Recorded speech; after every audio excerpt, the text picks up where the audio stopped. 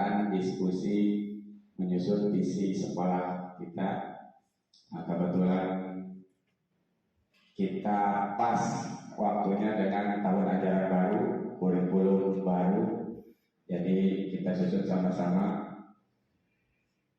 apa sih visi sekolah kita di tahun ajaran 2023-2024. Nah, yang pertama pendahuluan, yaitu instrumen kuesioner. Kemarin saya minta tolong kepada 5 orang guru untuk mengisi instrumen kuesioner. Alhamdulillah sudah selesai. Terima kasih banyak ya atas bantuannya, atas kerjasamanya. Yang kedua, sedikit menjelaskan tentang filosofi pendidikan Ki Hajar Dewantara. Yang ketiga, peran dan nilai guru penggerak. Yang keempat, profil pelajar Pancasila pada kurikulum Merdeka. Dan yang kelima, perumusan visi sekolah. Karena hasil dari visi sekolah itu kita menerapkan apa pada pembiasaan baik kita. Alhamdulillah, selamat datang Bapak Nadiem selaku guru senior di sini dari tahun berarti ya, senior banget sama Ibu Sumiati. Ya, lanjut. Instrumen kuesioner kemarin dibagikan kepada kepala sekolah, rekan sejawat dan peserta didik. Kepala sekolah sudah saya berikan dan sudah menyusun strategi sebenarnya untuk hari ini, tapi beliau tidak bisa hadir karena ada satu urusan. Rekan sejawat atau guru yaitu 5 orang, alhamdulillah sudah dapat, sudah hasilnya. Yang terakhir peserta didik, karena memang mohon maaf ya libur, masih libur. Jadi kemarin sudah saya sampaikan untuk datang hari ini 5 orang. Namun sampai jam segini belum ada yang nongol ini ya. Ini kita. Selanjutnya, filosofi pendidikan Ki Hajar Dewantara. Apa sih filosofi pendidikan Ki Hajar Dewantara? Yaitu pembelajaran yang berpusat dan bertujuan pada peserta didik dengan mengeksplor bakat dan minat yang dimiliki oleh peserta didik, yang dibimbing dan diarahkan oleh guru yang hanya sebagai fasilitator, pembimbing atau pamong, agar peserta didik menjadi manusia yang bermanfaat bagi manusia lainnya sesuai dengan kodrat alam dan kodrat zaman. Ada yang udah paham mungkin ya? Mungkin saya cuma mengingatkan hasilnya. Mungkin dulu pernah, jadi lupa. Saya jujur saja mengetahui ini pada saat guru pendidikan, guru penggerak Bu. Sebelumnya saya belum tahu apa sih ini ada Dewantara. Ternyata pada saat modul 1.1 itu dibahas dengan sangat matang, alhamdulillah paham gitu. Ternyata pendidikan kita itu yang seharusnya itu berpusat pada siswa. Jadi sepenuhnya kita serahkan kepada siswa, bukan kita yang mau siswa kita harus begini, harus begitu. Ternyata itu yang saya pahami tidak seperti itu. Yang sebelumnya kita kan ngajar, nih kerjakan anu sampai sekian, yang sudah selesai kumpulkan. Nah, jadi ternyata dari zaman dahulu sudah ada pembelajaran atau pengertian dari pembelajaran itu. Dari Ki Hajar Dewantara sudah mengeluarkan pengertian seperti ini. Jadi kenapa beliau dijuluki Bapak Pendidikan ya? Ki Hajar Dewantara dijuluki Bapak Pendidikan karena pemahamannya sampai zaman sekarang itu bisa dipakai, masih sangat-sangat masuk, masih sangat-sangat logis pada pendidikan yang sekarang. Pengertian-pengertian yang beliau keluarkan itu dipakai sampai dipakai prinsip pada pembelajaran zaman sekarang. Jadi pembelajaran yang bertujuan pada peserta didik mengeksplor bakat dan minat. Kita guru hanya sebagai fasilitator, pembimbing. Jadi kita tanam padi, pasti tumbuh padi. Jangan kita tanam padi pengen tumbuh jago. Nah, jadi kita itu hanya sebagai penuntut siswa dari bakat yang dia punya. Kan bakat kemarin kita IHT yang masih anak ya, siswa itu karakternya beda-beda ya, bakat minatnya itu beda-beda. Tinggal bagaimana kita metode apa yang pas untuk anak. Si A, misalnya si A bacanya kurang tapi olahraganya bagus, gitu ya. Si B bacanya bagus tapi hitung-hitungannya lemah. Nah, ini yang saya pahami, ternyata ya Dewantara sampai mengeluarkan konten pembelajaran itu sampai dipakai saat ini itu. Dan pengertian terakhir itu sesuai dengan kodrat alam dan kodrat zaman.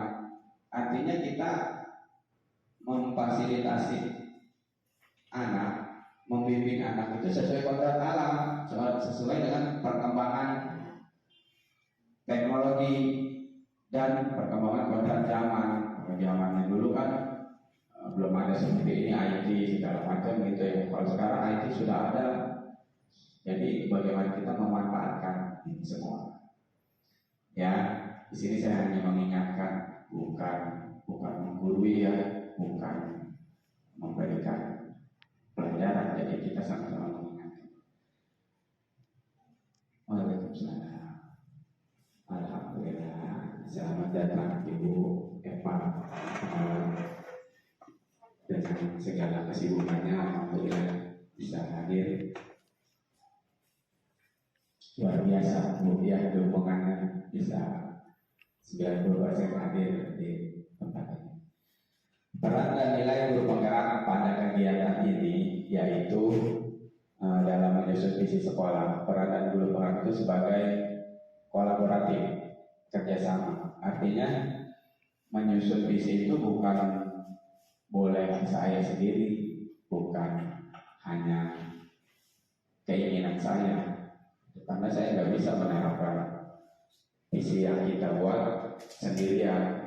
Kita harus sama-sama menerapkan visi sekolah kita.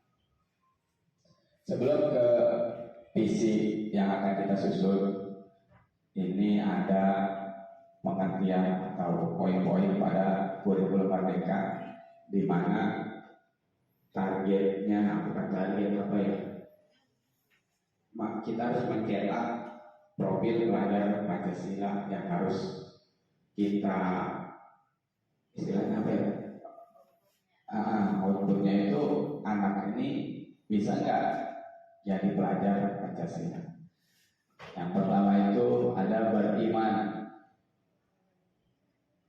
bertakwa kepada Tuhan Yang Maha Esa, dan berakhlak mulia. Nah, sini ada 6 poin profil Pancasila. Sini kurang besar sekali. Nah, yang pertama, beriman, bertakwa kepada Tuhan Yang Maha Esa, dan berakhlak mulia. Ini mungkin semua udah tahu lah, udah paham ya, udah pernah ikut diklat IKR. Di sini saya hanya mengingatkan. Poin yang pertama, beriman, bertakwa kepada Tuhan Yang Maha Esa, dan berakhlak mulia. Jadi kita harus, siswa kita tanamkan sikap takwanya, akhlaknya seperti itu.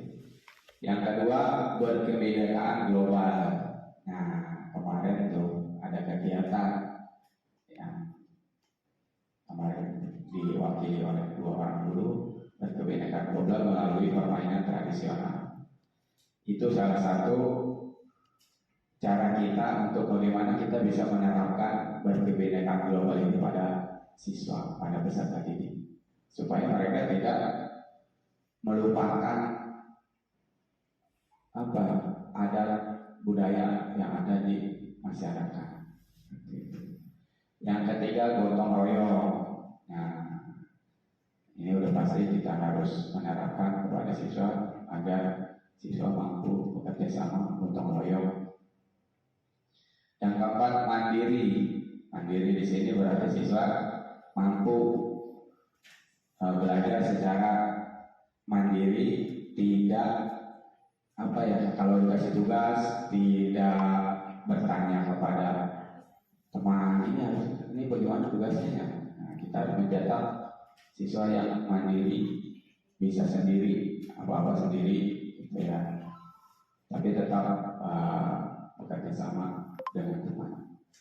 Yang kelima, bernalar kritis. Artinya siswa harus mampu menangkap pemahaman secara kritis, secara spontan, gitu ya. Ini yang bernalar kritis. Seperti misalnya, coba sebutkan 5 jenis buah. Nah, mereka langsung buah, apa buah ya. Jadi itu yang harus kita terapkan supaya anak mampu bernalar kritis. Yang keenam, kreatif.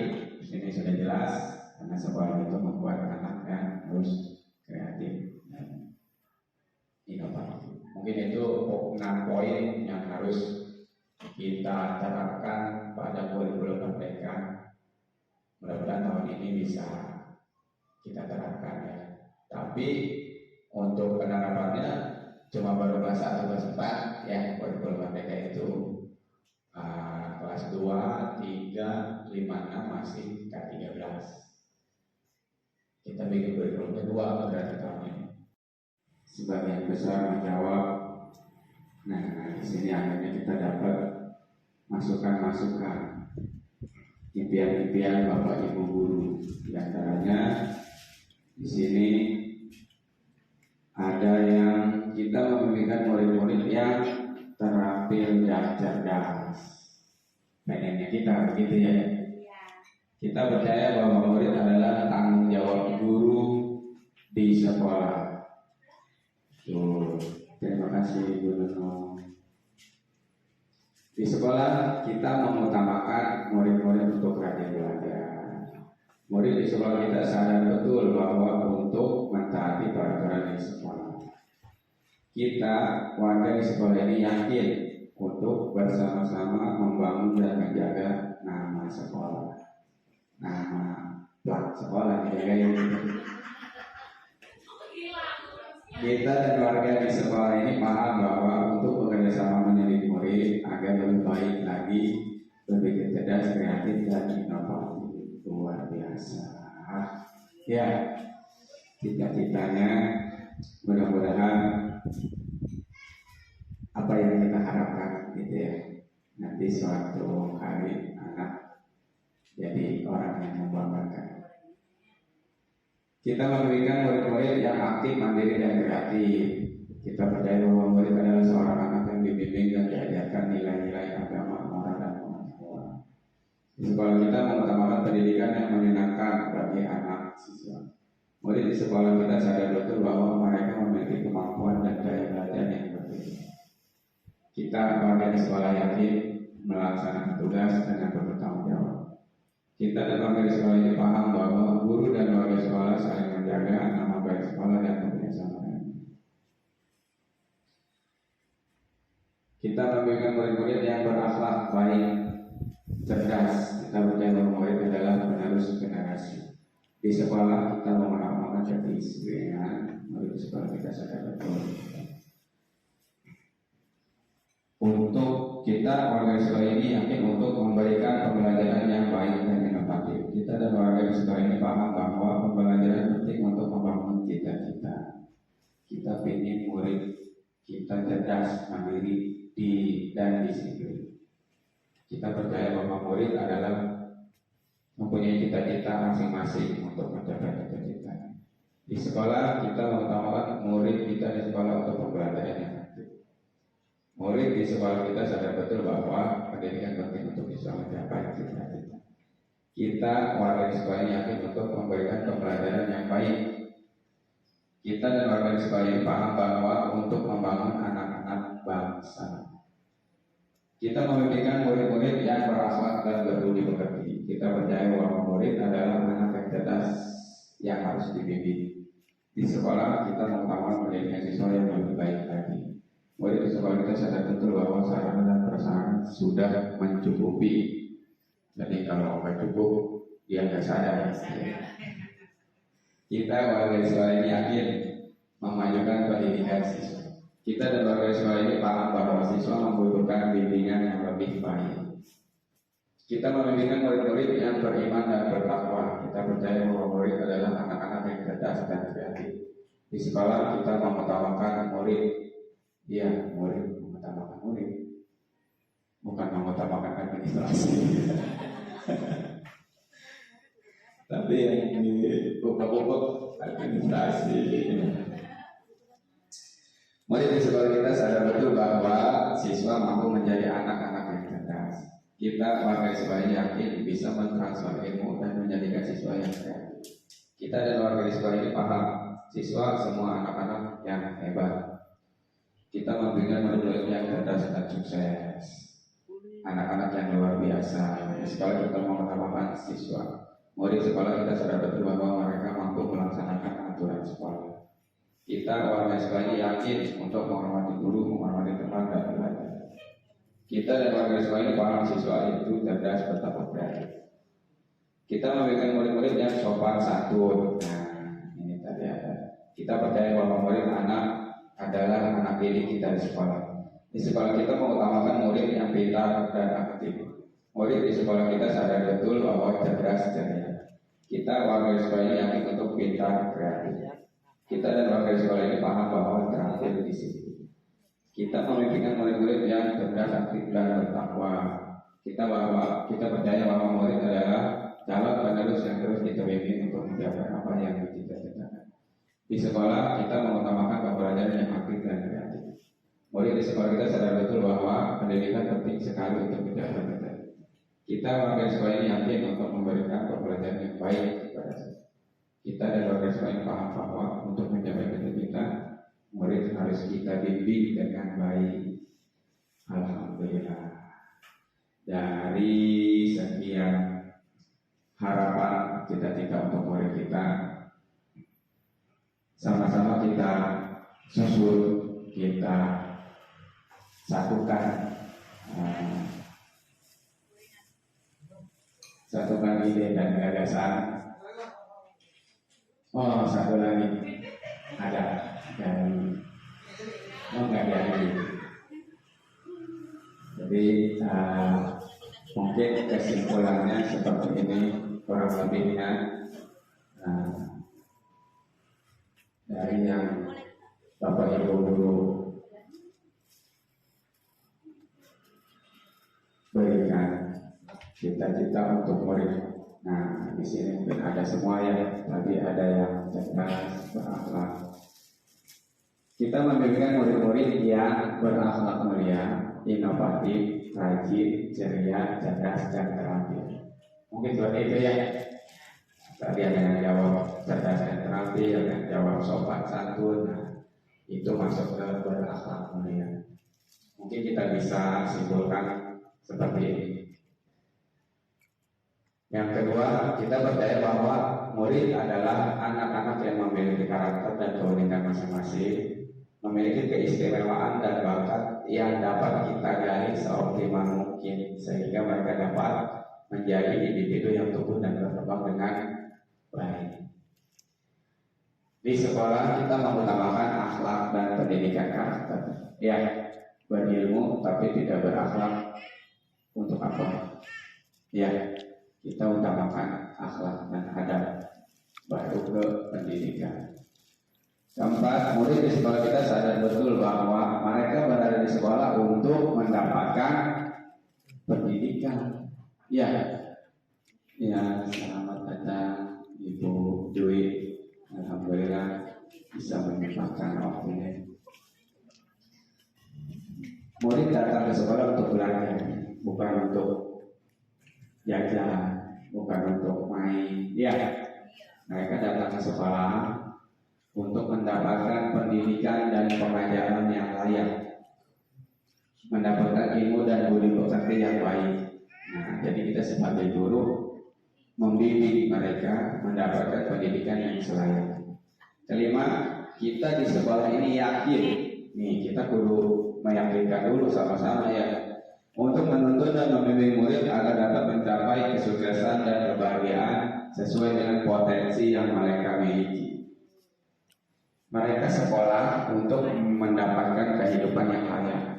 Ya, kalau kita melihat murid hidupnya maaf kurang layak gitu. Kita kan ngerasa ya Allah siswa gua gitu kan, ya Allah murid saya terjadi begitu ya gitu. Nah sebaliknya kalau kita melihat ada siswa murid yang sudah sangat mapan, sukses, berhasil, bahagia, apalagi di dunia akhirat bahagia, ya itu kita merasa berhasil, merasa bangga bahwa kita berhasil mendidik mereka. Yang terakhir, kita di sekolah ini paham bahwa setiap anak memiliki bakat dan kemampuan yang berbeda-beda.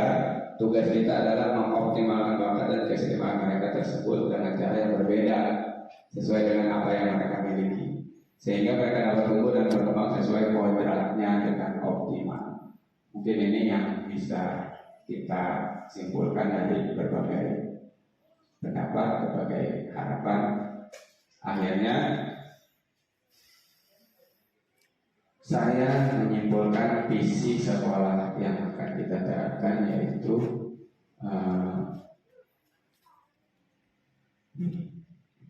ini ide atau gagasan yang saya simpulkan. Bagaimana gitu? Di sini kita diskusi. Nanti ini akan yang akan kita terapkan pada kurikulum tahun ajaran 2023-2024 dengan pembiasaan baik yang tadi kita sebutkan ya. Pembiasaan baik harian itu ada 6, pembiasaan baik mingguan itu ada 3. Nanti kita tuliskan di kurikulum seperti itu. Ya, jadi memang harapannya seperti itu. Ya. Artinya di sini ada tidak.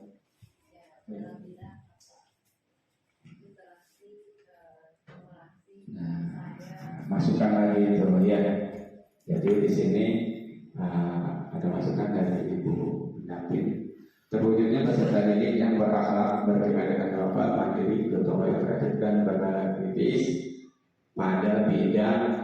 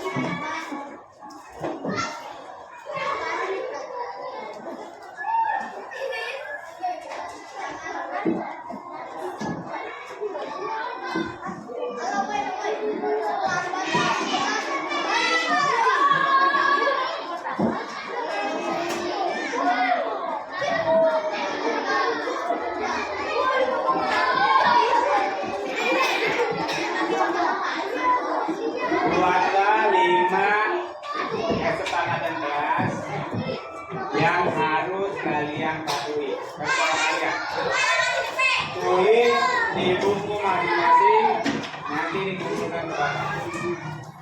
Kalian tulis di buku masing-masing, kalian buat 5 peraturan atau kesepakatan kelas harus kalian patuhi. Bapak kasih waktu 15 menit. Ya, jadi 1 sampai 5 ini terserah kalian. Yang pasti kalian harus patuhi. Yang pasti kalian tidak boleh kalian langgar. Kesepakatan kelas harus disepakati bersama, harus dipatuhi bersama, karena kesepakatan kelas ini akan menjadi peraturan kelas yang kita